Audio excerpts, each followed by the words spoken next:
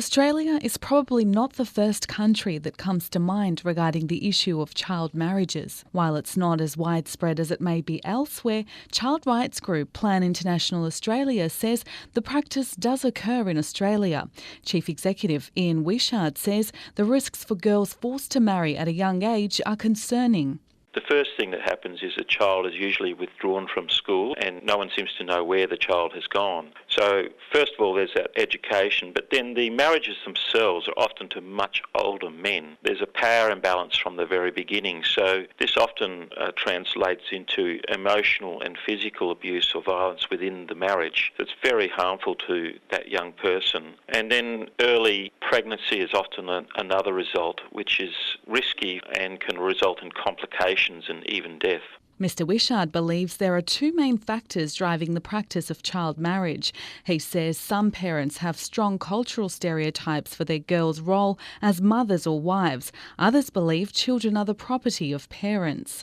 Melba Marginson from the Victorian Immigrant and Refugee Women's Coalition agrees. She says educating the parents and the community is key to tackling the issue.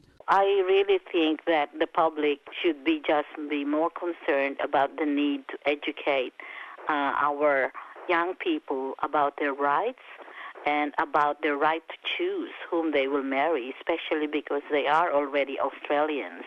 And in Australia, you have every right to really choose whom you want to marry. And in our experience, because we are practically seeing members of those communities on a daily basis, that the families are actually very open to changing their values.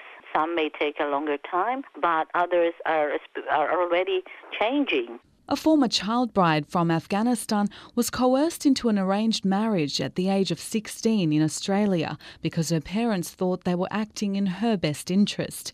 She wishes to be called Layla Nazari to protect her identity.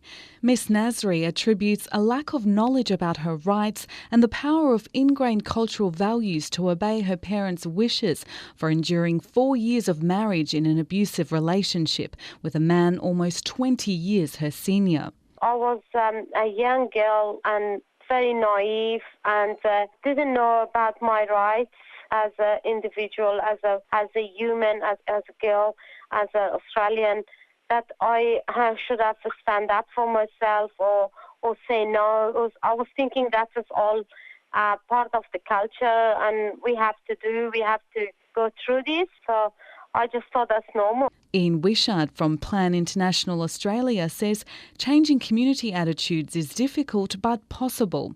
Mr Wishart says when children are taken overseas for marriage, they're difficult to monitor by Australian authorities. For this reason, his organisation is urging the Australian government to come up with an anti-child marriage strategy for their aid program overseas.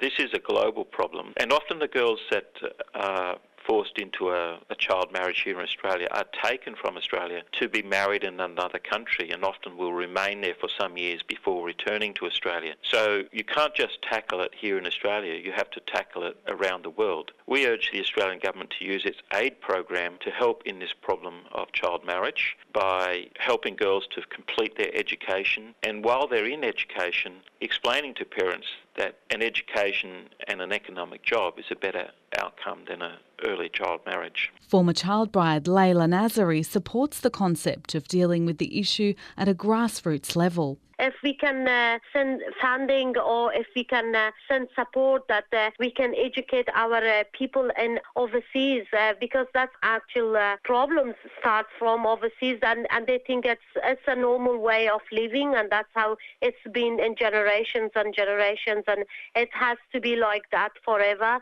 But we have to bring awareness at the root level in there as well as here as well because a lot of families that I know, they are still continuing the same routine as they were doing overseas.